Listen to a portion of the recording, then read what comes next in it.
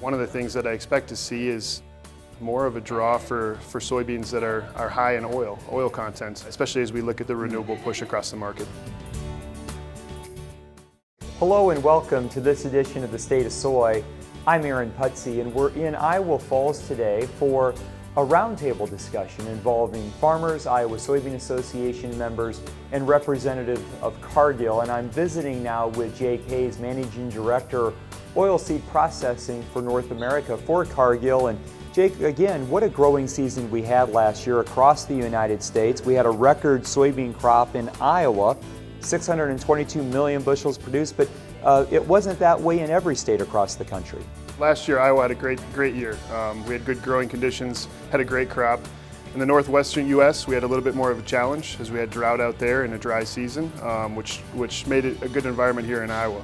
We need a good season this year as well because the crop is tight. As you look to the 2022 growing season, what are you expecting in terms of dynamics, acres-wise, corn, soybeans? Are you looking for, again, farmers kind of really sticking true to form in terms of what they put in the field?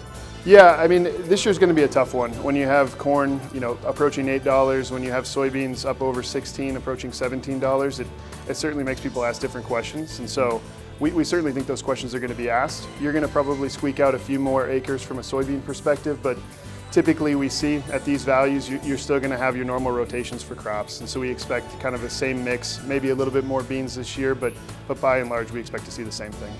You know, we see a lot of demand out there for soy and for oil. What do you kind of look for in that bean? What do you, as from the crusher standpoint, what do you want to see in that bean that you bring into your facility? Yeah, I mean, the main thing that we've always historically looked at is the right level of protein. Protein is important for our meal customers, important for the feed rations, and that's really what people are looking for when they're looking for beans.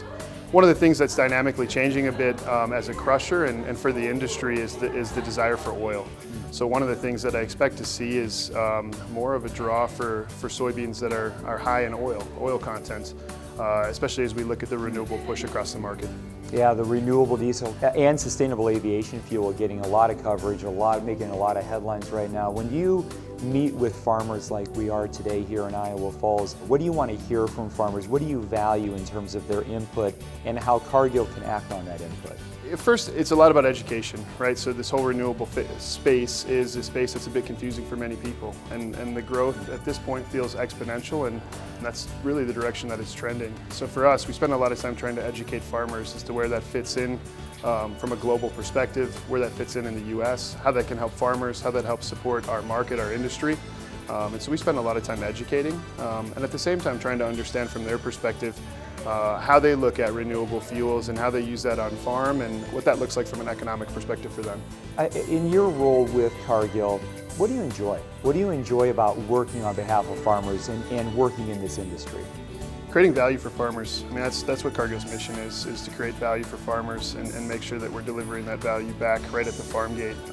And so having that interconnectivity between the farmer all the way to the customer and end consumer is a really fun place to be in a growing industry, and just having that connection back to what makes America. And so that's the part that I like the most. Beyond that, I mean, it's just great to see talent in the agricultural industry. And so in this seat, get a chance to bring in people from the local communities and people that can embrace Cargill in the agricultural space and rear that talent to make this business even better.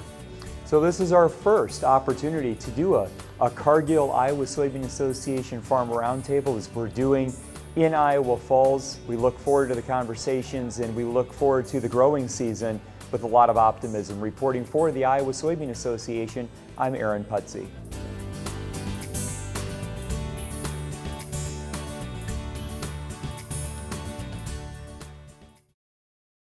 My name is Will Corman with Tri-C Farms in Hardy, Nebraska. Data became a huge thing 10 years ago, and they just slowly been building more and more, collecting it. So the big question is, well, how are you gonna get that data to work for you? With the crop insurance side of it, the one way to make that data work for you is take that yield data and that planting data and plug that in. You build up that database through yield history, then obviously that's gonna help your bottom line as far as helping you sleep at night by having those guarantees a little higher.